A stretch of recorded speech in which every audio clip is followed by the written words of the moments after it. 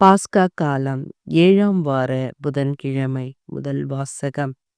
வளர்ச்சியையும் உரிமை பேச்சையும் உங்களுக்கு தரவல்ல கடவுளிடம் ஒப்படைக்கிறேன்.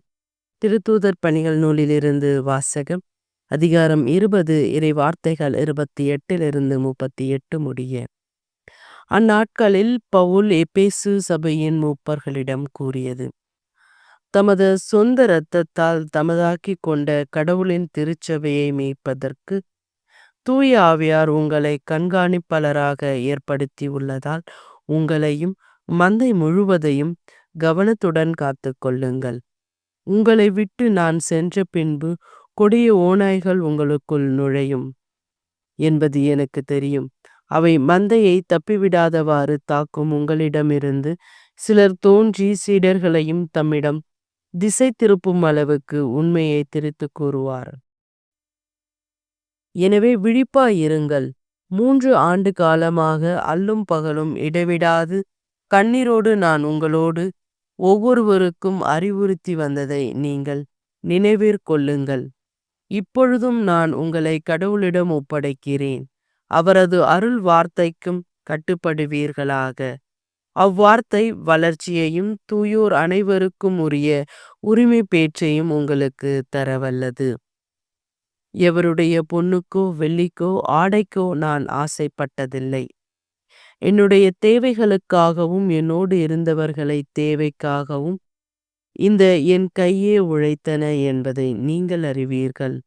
இவ்வாறு பாடுபட்டு உழைத்து நலிவுற்றோருக்கு துணை நின்றோம் என்று அனைத்திலும் உங்களுக்கு வழிகாட்டினேன். அத்தோடு பெற்றுக்கொள்வதை விட கொடுத்தலே பேருடைமை என்று ஆண்டவர் இயேசு கூறியதை நினைவு கூறுங்கள் என்றும் கூறினேன். இவற்றை சொன்ன பின் அவர் முழந்தாள் படியிட்டு அவர்கள் எல்லோரோடும் சேர்ந்து இறைவனிடம் வேண்டினார். பின் எல்லோருக்கும் பவுலை கட்டி தழுவி முத்தமிட்டு கதறி அழுதனர். இனிமேல் நீங்கள் என் முகத்தை பார்க்க போவதில்லை என்று அவர் கூறியது அவர்களுக்கு மிகுந்த வேதனை அளித்தது. பிறகு அவர்கள் கப்பல் வரைக்கும் சென்று அவரை வழி அனுப்பி வைத்தனர். ஆண்டவரின் அருள்வாக்கு. இறைவா உமக்கு நன்றி.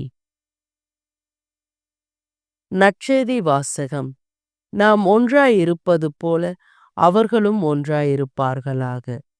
யோவான் எழுதிய தூய நற்செய்தியிலிருந்து வாசகம்.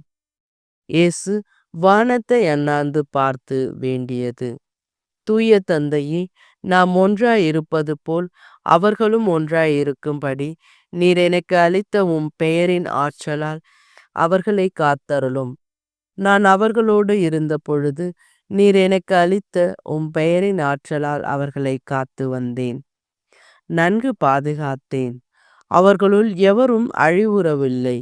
மறைநூலில் எழுதியுள்ளது நிறைவேறும் வண்ணம் அழிவுக்குரியவன் மட்டுமே அழிவுற்றான். இப்பொழுது உம்மிடம் வருகிறேன். என் மகிழ்ச்சி அவர்களுள் நிறைவாக இருக்கும்படி நான் உலகில் இருக்கும் பொழுதே இதை சொல்கிறேன். உம் வார்த்தையை நான் அவர்களுக்கு அறிவித்தேன். நான் உலகை சார்ந்தவனாய் இல்லாதது போல் அவர்களும் உலகை சார்ந்தவர்கள் அல்ல. ஆதலால் உலகம் அவர்களை வெறுக்கிறது. அவர்களை உலகிலிருந்து எடுத்துவிட வேண்டும் என்று நான் வேண்டவில்லை. தீயோனிடமிருந்து அவர்களை காத்தருள வேண்டும் என்றே வேண்டுகிறேன்.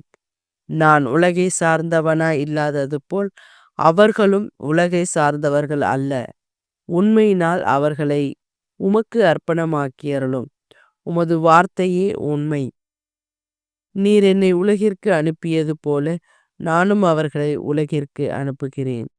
அவர்கள் உண்மையினால் உமக்கு உரியவர் ஆகும்படி அவர்களுக்காக என்னையே உமக்கு அர்ப்பணிக்கின்றேன்.